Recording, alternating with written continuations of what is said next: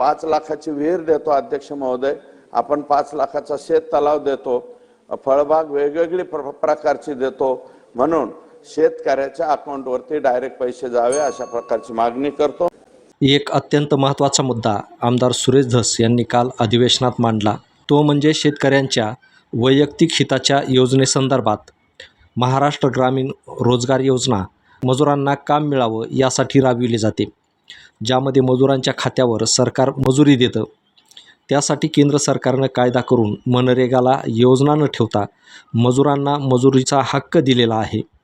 हे जरी खरं असलं तरी मजुरांची वानवा गावखेड्यात मोठ्या प्रमाणात आहे, बेकारी भरमसाठ आहे, परंतु अल्पमजुरीत लोक काम करायला तयार नाहीत, कारण सरकारची मजुरी कमी आहे, त्यात तेलमिठाचा खर्च भागणं अशक्य आहे।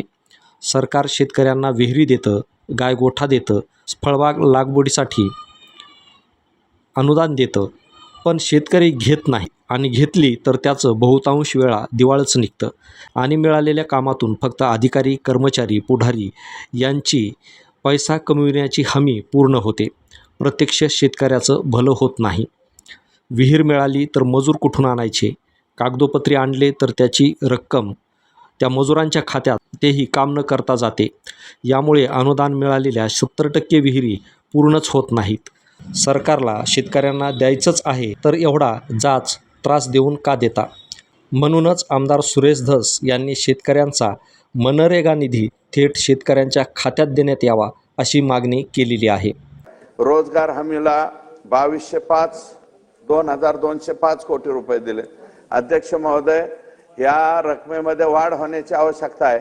ग्रामीण भागामध्ये विहिरीचं काम करायचं असेल, त्याला शेत तलाव करायचा असेल, शेतकऱ्याची फळबाग करायची असेल, शेतकऱ्याची बांध बंदिस्ती करायची असेल, सीसीटी करायची असेल, तर एकमेव पर्याय म्हणजे हे एकमेव रोजगार हमी योजना डिपार्टमेंट आहे, मनरेगा डिपार्टमेंट आहे आणि याच्यामध्ये राज्य हिस्सा कमी आहे, केंद्राचा हिस्सा जास्त आहे।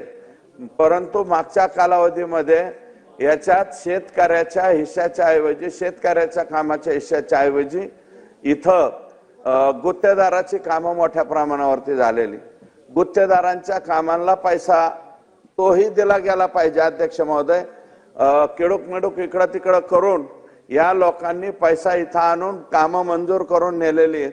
2205 कोटी रुपये अध्यक्ष महोदय, फक्त बीड जिल्ह्यालाच 2205 कोटी रुपये लागतील, बाकीच्या जिल्ह्याचं काय? आणि सर्वाधिक काम हे आमच्या बीड जिल्ह्याचं झालंय ना। आता पालकमंत्री हे अजितदादा आमचे पालकमंत्री आहेत, पालकमंत्र्यांनी अजून मला वाटतं एक वेळा आलेत, आणखी पुढच्या वेळेस आल्याच्या नंतर त्यांना आमची विनंती राहणार आहे की बीड जिल्ह्यामधले 85-15, 90-10 अशा प्रकारच्या ज्या योजना आहेत त्या योजनांना पैसा मोठ्या प्रमाणावरती लागणार आहे आणि हा पैसा 2205 कोटी रुपये हा पैसा कमी पडणार आहे।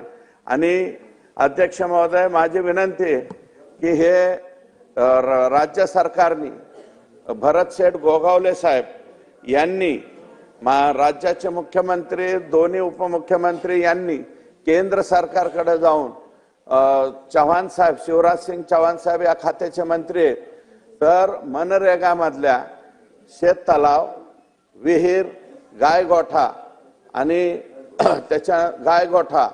आणि त्याच्यानंतर त्या शेतकऱ्याचे ज्या ज्या वैयक्तिक लाभाच्या योजना आहेत, ह्या वैयक्तिक लाभाच्या योजना ह्या डायरेक्ट शेतकऱ्याच्या अकाउंटवरती पैसे टाकून केल्या पाहिजे।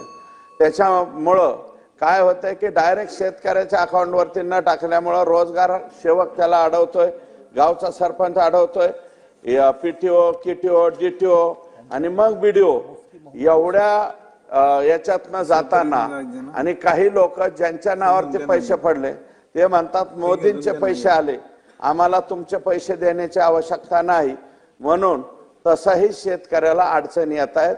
म्हणून शेतकऱ्याच्या वैयक्तिक लाभाच्या योजना ह्या डायरेक्ट बेनिफिट प्रमाणे डायरेक्ट शेतकऱ्याच्या नावावर पडावा। 5 लाखाची विहीर देतो अध्यक्ष महोदय, आपण 5 लाखाचा शेत तलाव देतो, फळबाग वेगवेगळी प्रकारची देतो, म्हणून शेतकऱ्याच्या अकाउंटवरती डायरेक्ट पैसे जावे अशा प्रकारची मागणी करतो।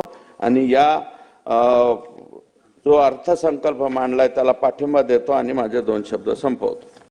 मित्रांनो, सुरेश धस यांनी जी विधिमंडळामध्ये अधिवेशनामध्ये जी मागणी केलेली आहे, शेतकऱ्यांच्या हिताची केलेली आहे किंवा नाही केली, याविषयी तुमचं मत काय ते नक्की कळवा.